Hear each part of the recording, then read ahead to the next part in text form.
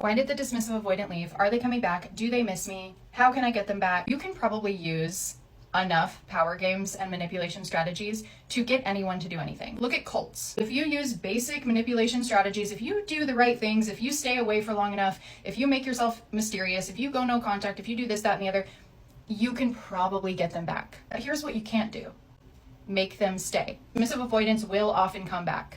You can do certain things that might make it a quicker process or an easier process to get them back, but you cannot make them stay. Here's the thing about human nature is like, you don't have control over other people. That's the problem. You only have control over yourself. So when you use these control strategies or power plays, essentially what's happening is you are just trying to make yourself look more attractive or desirable to this person who has left you. But the problem happens when this person comes back into your life. You can make yourself look mysterious again. You can stay away for long enough where they're able to idealize you again. But the problem is when they come back, it's not sustainable. Because what people don't realize, and what I didn't realize and what I'm learning, is that the reason they left never had anything to do with you. It has to do with them.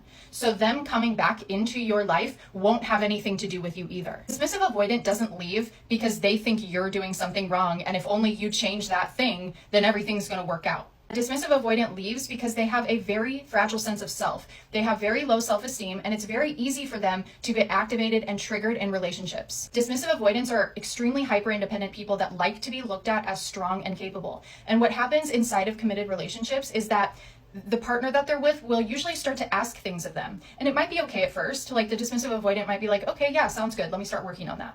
But what happens is over time, the dismissive avoidant starts to notice that they are not able to sustain these efforts that they are being asked to do. And throughout the course of the relationship, the avoidant starts to feel more and more ashamed over the fact that they are not able to sustain these consistent efforts. Why? They don't know why. They don't know why. They can't figure it out. Further, they lack the ability to be able to communicate with you because they fear conflict so much. The core of an avoidant is a like profound fear of rejection. They really don't want to be rejected. So when they think of like bringing things up to you that might be hard for them or any type of vulnerability, their worst fear is you rejecting them. So they don't bring things up. They're not used to it. They haven't practiced it. It is very triggering for them. So they don't do it. They hold everything inside. So over time, the more and more things you ask of them that they can't do, the more ashamed they feel. But on top of that, they have started to build resentment in their head against you because they are not communicating their needs to you. What that ends up with over time is a person who is feeling extremely activated and overwhelmed every single day, not knowing how to communicate that to their partner,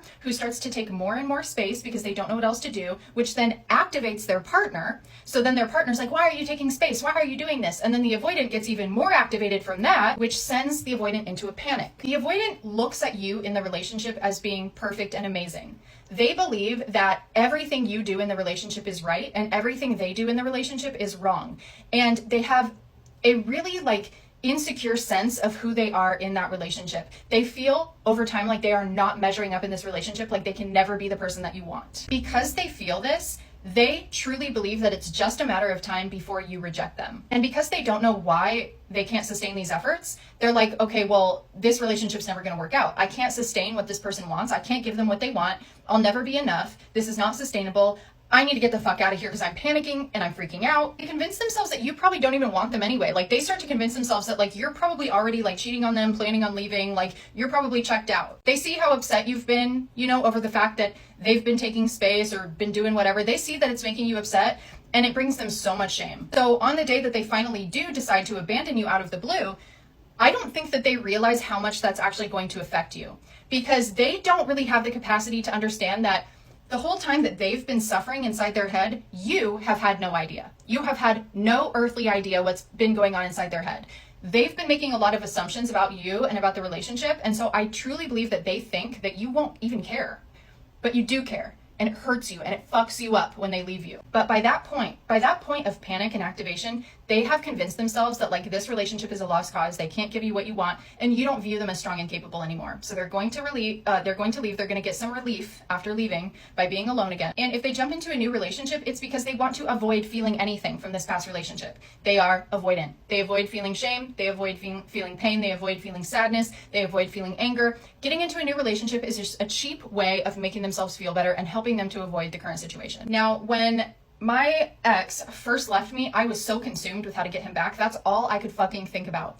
I probably would have paid someone $1 million if they could tell me how to get him back. But I'm so glad that I did not. I'm so glad I did not go down that road, because now, almost 7 months later, I am starting to realistically see that even if I was able to get him back, like even if I did all the right things and like convinced him to come back, we'd probably already be broken up again, because the unstable attachment wound that is underneath them is still there when they come back.